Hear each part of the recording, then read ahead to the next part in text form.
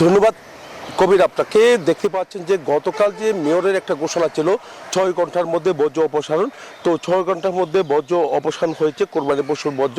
তবে বিভিন্ন জায়গা থেকে অলি গলি থেকে কিন্তু এই বর্জ্যগুলো নিয়ে আসা হয়েছে, এখানে ডাম্পিং পয়েন্ট করা হয়েছে চট্টগ্রামের বিভিন্ন জায়গায়, সেখানে রাখা হয়েছে। এখান থেকে বড় বড় ডিপো যেখানে আছে সেখানে কিন্তু নিয়ে যাওয়া হয়েছে। তো মেয়রের যে ঘোষণা, তো আজকে দ্বিতীয় দিনে কোরবানি পশু জবাই শুরু হয়েছে। কোনো কোনো জায়গায় আমরা দেখেছি জবাই করছে, আবার কোনো কোনো জায়গায় বর্জ্যগুলো সংগ্রহ করে আবার যারা পরিচ্ছন্ন কর্মী আছেন তারা কিন্তু নিয়ে আসছে। যেহেতু 3200 পরিচ্ছন্ন কর্মী একসাথে একযোগে তারা কাজ করছেন। গতকাল চট্টগ্রাম শহরের অলি গলি থেকে শুরু করে সকাল থেকে তারা কিন্তু এই বর্জ্যগুলো নিয়ে এসেছেন।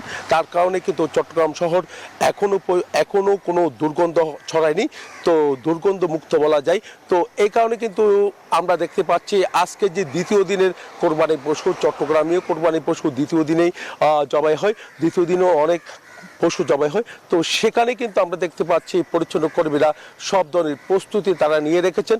এখন যে ডিপোটা আমরা দেখানোর চেষ্টা করছি যে পয়েন্ট, এখান থেকে কিছুক্ষণের মধ্যে এই বর্জ্যগুলো সরিয়ে কিন্তু আবার বড় ডিপোতে নিয়ে যাবে বলে আমাদেরকে জানিয়েছেন। আজকেও যে 6 ঘন্টা বা 4 ঘন্টার মধ্যে এই বর্জ্য অপসারণ করবে, এমনকি আগামীকালও তৃতীয় দিনও চট্টগ্রামে কোরবানি পশু জবাই হয়, এই বর্জ্যগুলো কিন্তু যথাসময়ে সরিয়ে নেওয়া হবে, এমনকি অপসারণ করা সম্ভব হবে বলে তারা আমাদেরকে জানিয়েছেন।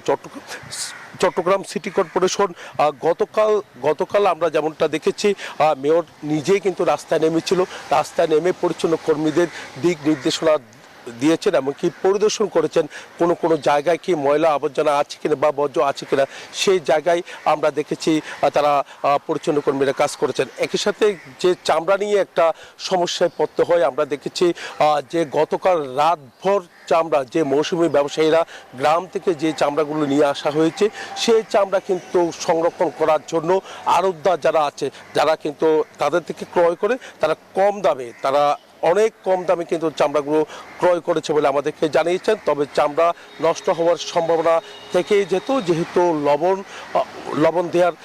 লবণ দিয়ে যে প্রক্রিয়া করা হয়, সেই প্রক্রিয়া কিন্তু অনেক চামড়া কিন্তু করতে পারেনি বলে আমরা জানতে পেরেছি। এই ছিল আমার এখানকার সর্বশেষ। ফিরে যাচ্ছি স্টুডিওতে তোমার কাছে। জয়, ধন্যবাদ আপনাকে।